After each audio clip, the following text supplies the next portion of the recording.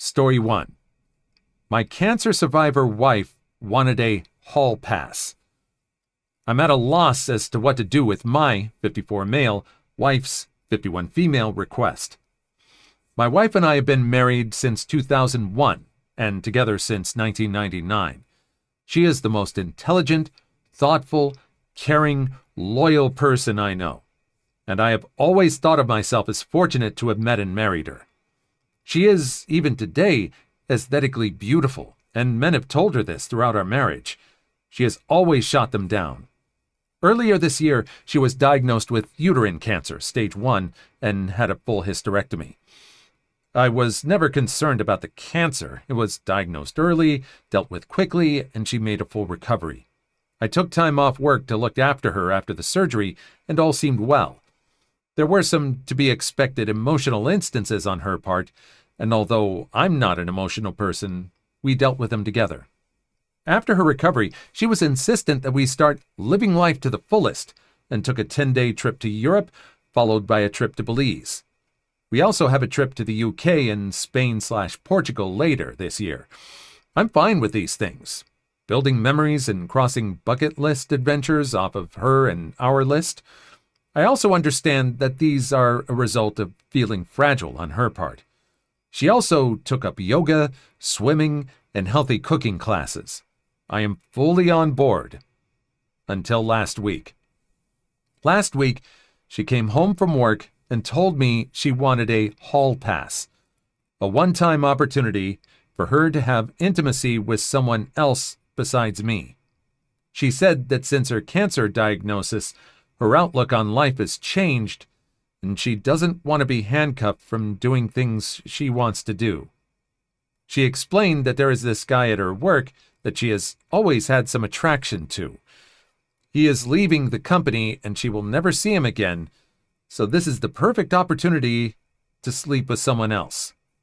She said that I could say no, of course, but that she would be mad/disappointed at me for an indeterminate amount of time, and that it would be confirmation of my male toxicity and insecurity. I don't consider myself to be toxic, and if not wanting your wife of 20-plus years to have intimacy with someone else is insecure, then I guess I'm insecure.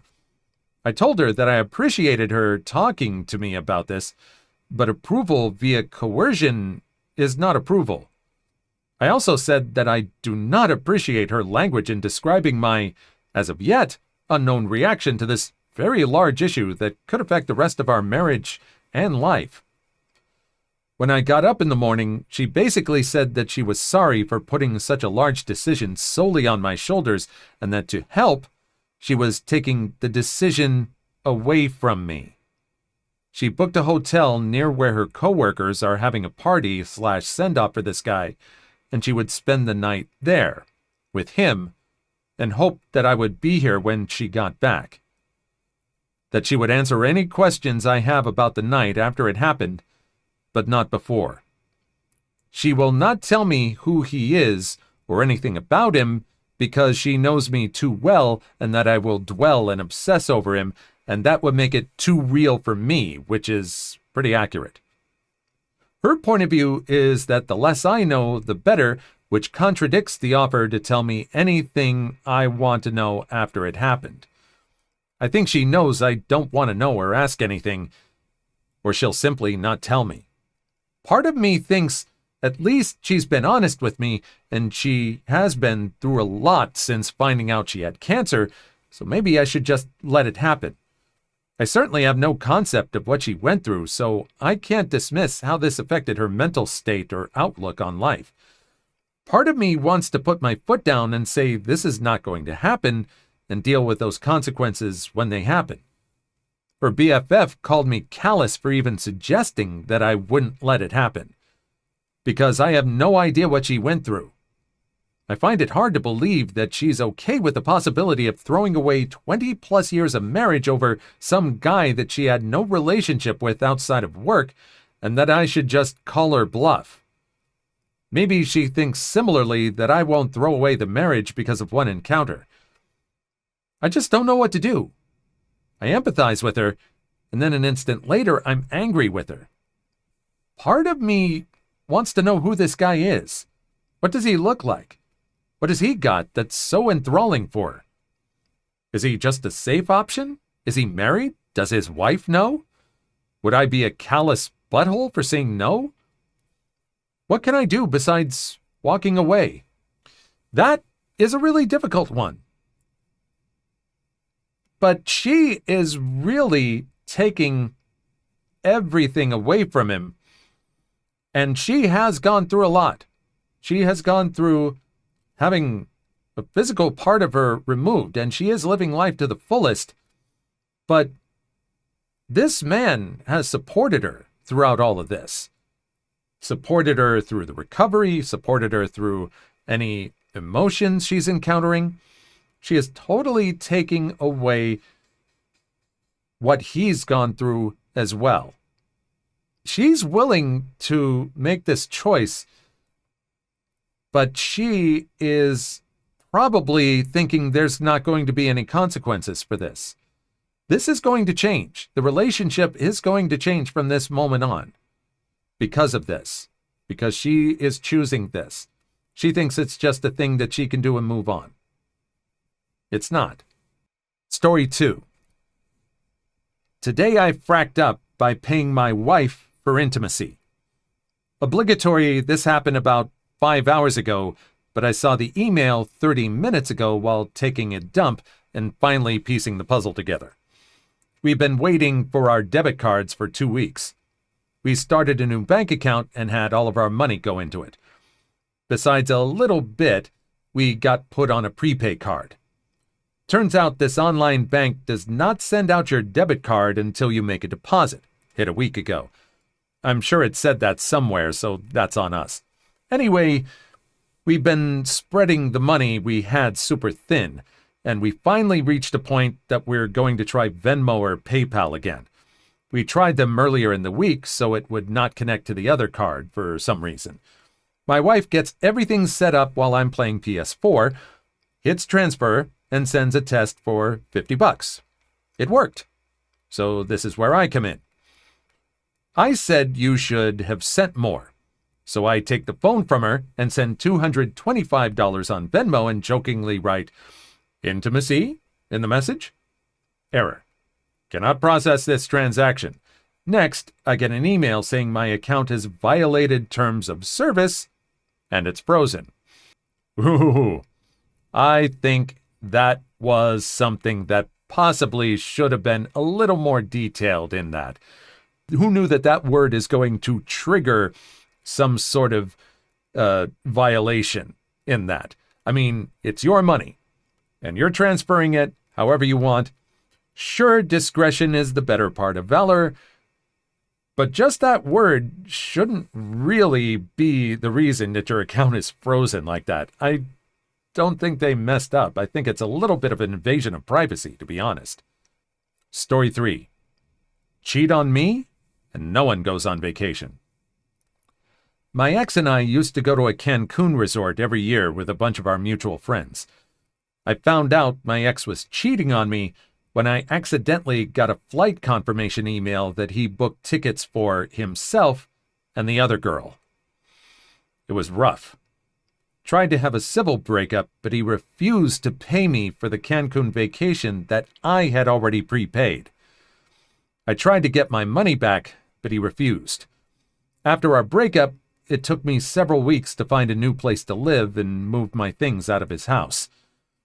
On the last trip to the house, I asked him one last time for the money, and he again refused. So I accidentally packed his current passport in my last box of things and left my expired passport in its place. Since he had already booked the tickets, he apparently didn't check the passport until he was at the airport and was denied the international flight because he didn't have a current passport. I never did get my money, but I did get immense satisfaction that he didn't get to go on vacation. Ooh, kinda petty, though. Yeah, it's kinda petty.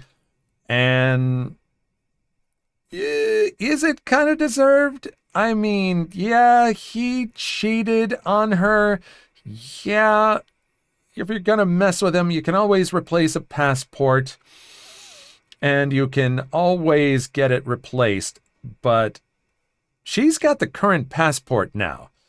Maybe she should just email it back to him saying, oops, that would be really petty. Story 4. Returned a $1,175 computer back to Walmart and they refused to refund the money. Hi all. So I put a gaming comp on layaway with Walmart a few weeks ago so I could make payments versus $1,000+ all at once. I finally paid it off, brought it home, and the motherboard was cracked, so I returned it. Unfortunately, they said that amount was too much for a gift card, as I was going to immediately buy a new one, but my mom has a Walmart debit card. They said it would be available to me immediately. Well, it immediately locked her account for fraud, so we called the Walmart money people, and they said all we needed to do was submit the receipt as proof. We did, and called back, and the lady said that the receipt wasn't good enough. She said that it had a different balance on all the receipts, but that's because it was layaway and I made payments. She told my mother the account may never be unlocked as we did not have sufficient proof. I'm totally distraught. I'm a college student and I don't have extra funds. This was something I worked hard for. Any and all advice is welcome. I'm desperate. I'm in the U.S., specifically Florida. That's kind of a hard one. I mean, I'm not sure who you could appeal to in something like this. Personally, I could only think of just in the future, instead of doing something on layaway, just set aside the money. Set aside some sort of fund or some sort of place to put it. Someone you especially trust to hold on to the money. And just have it that way so you can just buy the thing outright and not have it on layaway. I mean, not that layaway isn't a bad thing. But yeah, what do you think? What would you do in a situation like this? Please like and subscribe if you made it this far. I hope you'll enjoy the rest of the video and have a wonderful day. Story 5. How my entitled aunt and cousin ruined my 10th birthday. My aunt, Dad's sister, has always been the textbook entitled shrew. When I was a kid, she never missed an opportunity to make me feel like garbage. From thinly veiled insults to outright verbal and emotional abuse, she threw what she could at me in an attempt to break me. Of course, the disgust she felt for me and the fault she found in my dad's parenting never stopped her from mooching stuff off of him and asking him for favors without ever giving anything in return. She and her husband considered their son to be a gift from the heavens, and he too grew up to be a narcissistic bully who loved to torment me, even though I was 7 years younger than him. My mom passed away when I was 1 year old. This is about the time she, along with her son, ruined my 10th birthday. This incident resulted in me being put off of birthdays and deciding to never celebrate them again. I just couldn't see them as a cause for celebration. My entire extended family, which included the said aunt, uncle, and cousin, along with some other relatives, were at our home, and my dad and stepmom had gone out to run some errands. My cousin had invited some of his friends over, even though my dad and stepmom didn't know them. My dad allowed them to come after my aunt whined incessantly about how her son would be bored if his friends were not there. I remember sitting in my room and playing with my dog. I knew my cousin would be down there, and I usually did what I could to avoid him. At that time, I suffered from a pretty bad stutter when I was upset or angry. It only got worse.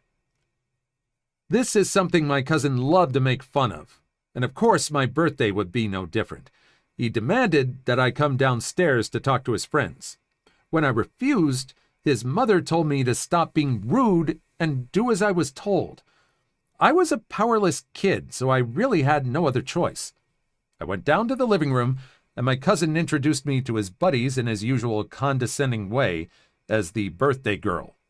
He handed me a novel and told me to read out loud. I tried to read properly, but failed. I was surrounded with judgmental stares, and it made me nervous. I stuttered, which is exactly what my cousin was hoping for. He and his friends began to snicker. I got angry and stopped reading. Cousin called me a freak. His friends looked at me as though I was on display at a zoo exhibit. I wanted to prove them wrong, that I wasn't a freak, that I could read. I tried reading again. This time, on account of me being angry, the stutter was much worse. My cousin decided to mock my stutter, and all but one of his friends roared with laughter. The one that didn't actually notice my tears and told the others to knock it off. He asked if I was okay. My cousin told him not to bother, it's just a joke, and that I was just an oversensitive baby. My rage was boiling over, and I threw the book at my cousin's face and stomped out. My aunt had seen what had happened and decided to pull me by my hair and drag me back to the living room. She told me to apologize to my cousin. I refused. She told me I needed to be taught a lesson for being a brat. I tried to tell her what had happened. She chuckled and said, "So what? He's your cousin and she's older than you. You need to respect him. Now apologize." I refused again, this time with a, "No, I hate you. I hate all of you," all the while crying and shaking with anger. This didn't sit well with my aunt, and she slapped me before asking me why I didn't just expire in the womb. She told me I was a troublemaker just like my mother had been, that she knew the day I was born that there was something wrong with me, that an evil shrew like my mother couldn't possibly produce a normal kid. This was it. I balled up my fist and connected it to my aunt's face. I punched that shrew so hard I busted her lip. By now, all the other relatives had heard the commotion and had gathered in the living room. The moment my fist connected with my aunt is when my dad and stepmom walked in through the front door. The aunt started crying. She berated my father for not raising me right and went on and on about how I was a violent, ill-mannered brat, etc., etc., etc. The other relatives, too, expressed their disappointment in me. My dad asked me what the hell I thought I was doing. I tried to tell him what my cousin had done and what my aunt had said about my mother. Unfortunately, my stuttering reared its ugly head again, and all that came out of my mouth was gibberish. My tears were flowing again, and in the meantime, my cousin had decided to take all his friends and bail. I was punished for my beastly conduct. My birthday celebration was canceled. My dad called my friends and asked them not to come over. I didn't cut any cake. The presents I was to receive from my parents were stocked away. I was banished to my room and stayed there for the rest of the day. I ate lunch and dinner alone. The next morning, no one spoke to me. I was given my breakfast platter, which I ate in my room. That afternoon, my cousin's friend, the one who had told them to stop bullying me, came over. He told my dad what my cousin had done and what my aunt had said. My dad sat me down and apologized to me, but added that it was still wrong to punch my aunt. I just sat there silently. I was emotionally numb. My dad kept telling me he loved me and that he was sorry. I just coldly stared at him. My stepmom suggested a belated birthday celebration. I refused. I told him I didn't want a birthday party and that I wouldn't celebrate my birthday ever again. I kept my word. Every year since that day, my parents would ask me what I wanted for my birthday, and I always replied, nothing at all. I would ask them not to get any cakes, not to invite any guests. The day I was born now meant nothing to me. Even now, after all these years, I don't celebrate my birthday. Instead, I celebrate the day I landed the job that enabled me to move away from my family and start a new life. I consider it the day of my rebirth. It was the day I was able to leave all the pain and anger behind and could plan for a life that I would live on my own terms. My aunt and uncle's awful parenting ended up costing them dearly. If you want to know what became of them, do let me know in the comments. It's pretty satisfying. That is harsh. How the dad just didn't have any patience for this girl who was stuttering and just suffering, as you could see, and not just calm her down and wait to find out what happened is incredible. And why was he even considering this aunt's side? All these favors that he did with nothing in return, all the mooching. Why was he protecting her? She was an awful human being. I'm glad that this person found something to celebrate and being soured so much on her actual birthday. Having her find something to celebrate, hopefully she can make up for some lost time in that regard. It's a very sad story. Please leave your story in the comments. I would love to make a video on them in the future. Also, don't forget to like and subscribe.